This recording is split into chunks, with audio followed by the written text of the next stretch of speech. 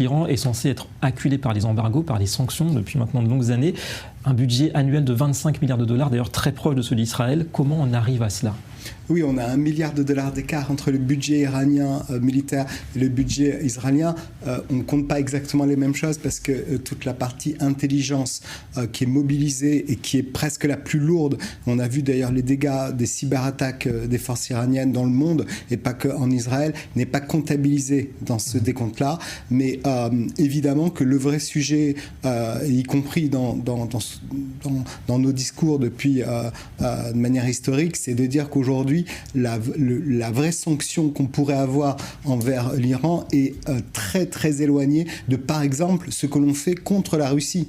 On a un niveau de comparaison qui est assez facile, puisqu'on a vu la force et la rapidité des sanctions et des embargos qu'on a pu faire contre la Russie, et on voit que contre l'Iran, on est presque inoffensif. C'est beaucoup de fumée pour, in fine, pas grand-chose, puisque l'Iran se retourne vers d'autres alliés, comme la Russie le fait d'ailleurs de la même manière, et il se retrouve d'ailleurs de manière assez forte, mais on a beaucoup de mobilisation de moyens, notamment sur le gel des avoirs qui n'existe pas.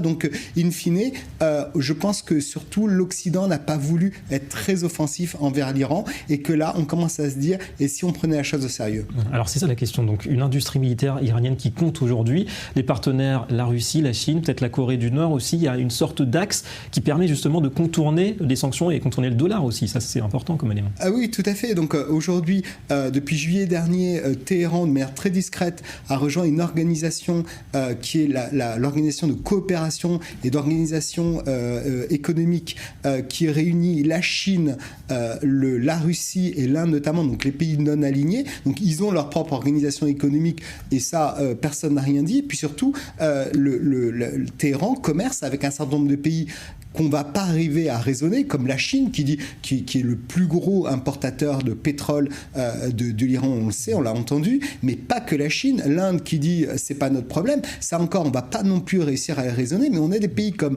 le Japon par exemple, la Corée du Sud, la Corée du Nord mais à moindre niveau, mais la Corée du Sud qui fait partie qui est le 5e partenaire économique de l'Iran, l'Allemagne... Alors que c'est un allié des Américains. Alors que c'est un allié des Américains, l'Allemagne est dans le top 10 des partenaires économiques avec l'Iran, même si ça compte que quelques centaines de millions de dollars, c'est quand même quelques centaines de millions de dollars, ce qui est assez incroyable, et c'est ce qu'ont fait les Américains. C'est la bonne manière de faire l'embargo, c'est pas juste de décréter on fait un embargo, c'est de dire aux pays et aux entreprises qui commercent avec l'Iran de manière directe et indirecte, la Turquie bien évidemment, qui est un fort partenaire, si vous commercez avec l'Iran, eh bien vous serez vous-même sanctionné, et c'est le seul moyen que l'embargo réussisse. Et c'est ce qui a fait que bon nombre d'entreprises françaises, avec d'ailleurs l'Irak par exemple, ou avec la Syrie, ont vraiment arrêté de commercer avec un certain nombre d'autres pays, parce qu'ils avaient eux-mêmes la crainte de sanctions